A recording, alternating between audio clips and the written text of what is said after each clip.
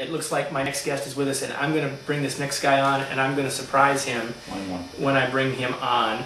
His name is Steve Roesler, and Steve, I'm going to tell you about Steve before I say anything else. Steve Roesler is the founder of the Steve Roesler Group. We have that in common. We named our companies after ourselves. He's been in the training business and the consulting business and high-level executive coaching business for 30 years. And Steve and I got to know each other because his blog has been allthingsleadership.com has been the #1 blog on in our list of most best leadership blogs of the year, and it's been that way 2 years in a row. We've had this contest for best leadership blog 3 years. Steve's won it twice. Steve's become a valued colleague. We're so glad that he's with us. And do we have his audio or do we have his video? Just lost it. Are you there, Steve? It was there and I lost it. I'm coming back. Ah, there you are. I can hear you. We'll worry about the video or not, but as long as we can hear you, we're good to go. Are you there, Steve? I can hold on a second. I got him back. We're going to be good to go in a second. He's back. Okay. Okay, so while he's getting himself ready, I'm going to tell you what I'm going to surprise you about Steve. So, Steve is a very bright guy. And if you want a leadership expert, you need to know Steve. You need to go to allthingsleadership.com. It is a fabulous blog. The other thing I want to tell you about Steve is that Steve is... Oh, there you are. Hi, Steve. That Steve is an Ohio State Buckeye fan. And so he knows that I'm not, and that I am a Boilermaker through and through. That I am all about my Purdue Boilermakers. And I'm going to put the hat on to show you, Steve. It's coming on now. And the second thing I want to say is that tomorrow Ohio State and Purdue are playing a football game, and I'm going to go on live television, internet around the world right now, Steve, and say, I wish your Buckeyes good luck. I hope you lose, but I wish you good luck. Oh, he's going to get something now. He's leaving me. You can see him. He left the camera. I think a hat is going to come back. So I'm going to give you Steve's website, and maybe Guy can put it up there. SteveRoesler.com. There, SteveRoesler.com. Put that right up there in the top. Hey, there's a hat. Yeah, really is. And there's a hat. There is a hat. You must be expecting it to get cold. So, Okay. so Steve,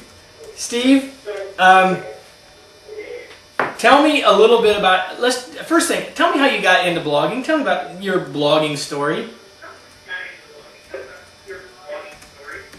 Blogging story is, can you hear me okay? Yeah, I hear you, but we're getting the backdrop. I don't know, can you turn off your computer, the volume on your computer? Right. I'll take that back when you turn that two guy. There we go. So, tell us your blogging story, Steve. We're good to go now. There we go. Tell us your blogging story, big guy. Are you okay now? We're good. Okay, I had the slightest idea what blogging was about. I was sitting down in Florida one weekend in the wintertime, reading about blogs, and I thought, I have nothing else to do, and I always wanted a way to kind of capture what was going on inside my head, and was always working and really didn't get a chance to sit down and write. So I was alone. I started a blog on TypePad. I took about 3 hours to set it up and did a post, and then took another hour before I could publish because I had two thoughts and feelings. One was, my gosh, if somebody reads this and doesn't like it, I'm devastated. And number two, if somebody does read it, then I'm going to have to write a second blog post. And that was like in August of 2006, and we've been at it ever since. So how many blog posts have you written, Steve? And it's 700 or 800, I think. You know, I noticed this morning when I wrote my 15th and my best 16 lessons, it was for that blog, and I've got 2 other blogs, but I've had other blogs, but the main original blog I started on over 5 years ago, today was number 850, so we're in about the same place.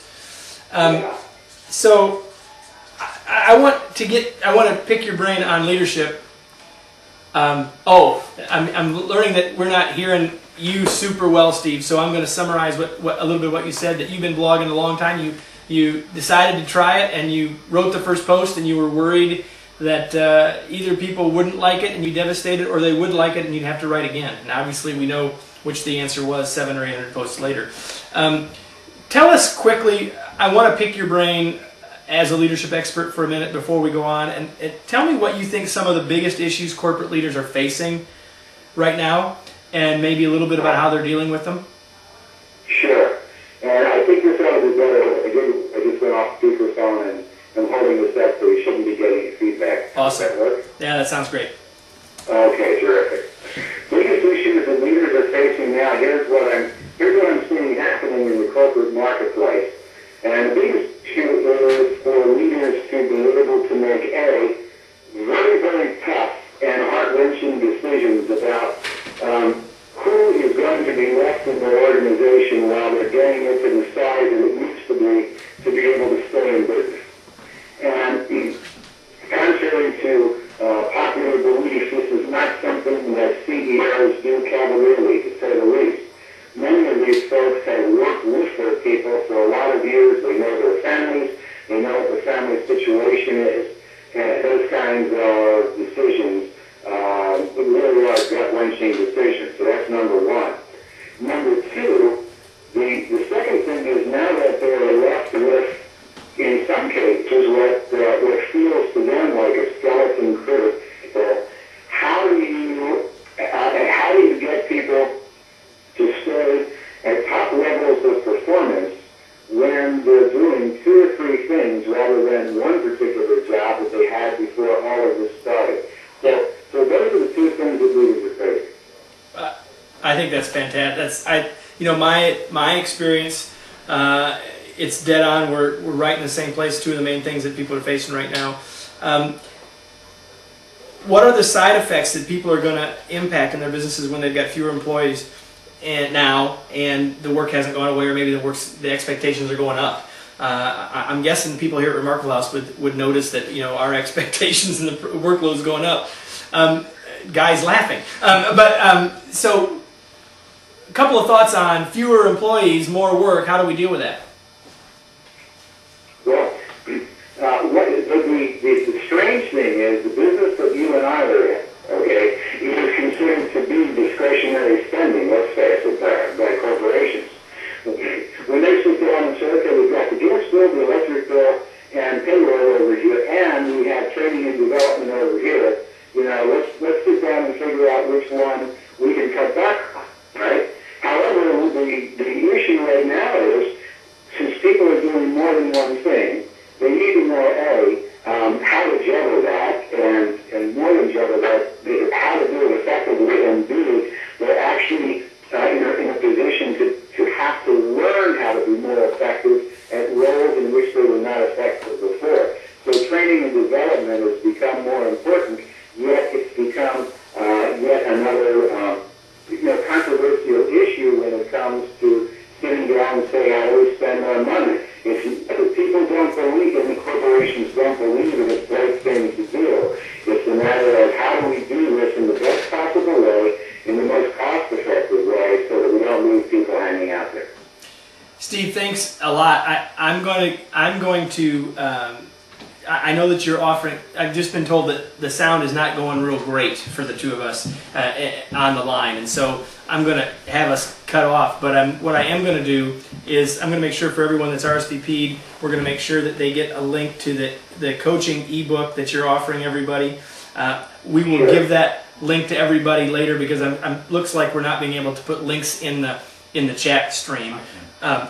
Guy's going to put it up, but we'll also send it to everyone that's RSVP'd. So if you haven't RSVP'd, make sure you do that, and we'll make sure that you get the chance to go to this. But if you go to steveroesler.com, and you can go get his coaching ebook, and Guy's going to put it up on there, and we'll take care of that. Steve, thanks so much for joining us. It's my pleasure to consider you a friend and colleague, and I know that you are a participant in our Remarkable Leadership Learning System, and we're gonna. You want to say 1 or 2 words about that real quick? I do. I would say this to anybody who was in the coaching business. yourself and getting new ideas and the kind of thing that Kevin does and the kind of excitement he brings, then not developing yourself in the way you're expecting other people to develop. I find it unbelievably valuable, and I want to say happy anniversary, 16th anniversary, and another 16 too, Kevin. Take care. Hey, thanks a lot, Steve. I appreciate it, and thanks so much for joining us.